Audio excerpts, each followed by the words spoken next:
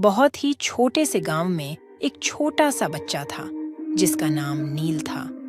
नील बहुत ही बच्चों की तरह खेतों में दौड़ दौड़ कर खेलता था।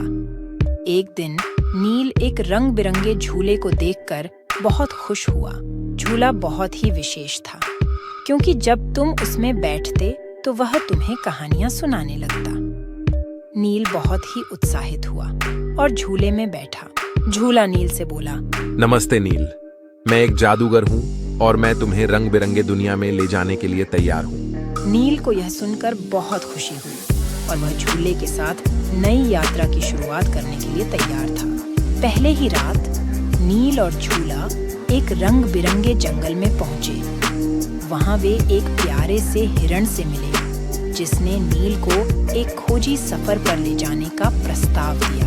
नील ने खुशी खुशी स्वीकार किया और वह हिरण के साथ अपनी नई यात्रा शुरू कर दी। जंगल में वे बहुत सारे अनोखे और रहस्यमय स्थानों को देखते रहे। नील ने उस किताब को पढ़ा और जल्दी ही रंग बिरंगे पेड़ पौधों, पशु पक्षियों और आसमान में उड़ने वाले तारों का जादू सीख लिया।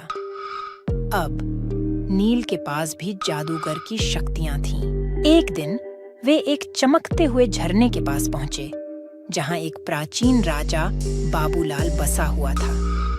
राजा ने नील को अपने महल में बुलवाया और एक किताब दी जिसमें रंगों की जादुई तकनीकें थीं। एक दिन एक बुरा राजा जंगल में आया और सभी प्राणियों को बुरी तरह से परेशान करने लगा। नील ने अपनी जादुई शक्तियों का उपयोग करके उस बुरे राजा को दूर भगा दिया और जंगल को फिर से शांति मिली। नील ने राजा बाबूलाल को धन्यवाद दिया और फिर जंगल में लौटकर अपने दोस्तों के साथ मिलकर मस्ती करने लगा। नील ने सीखा कि जादूगरी का सही उपयोग करके हम अपने आसपास के लोगों की मदद कर सकते हैं।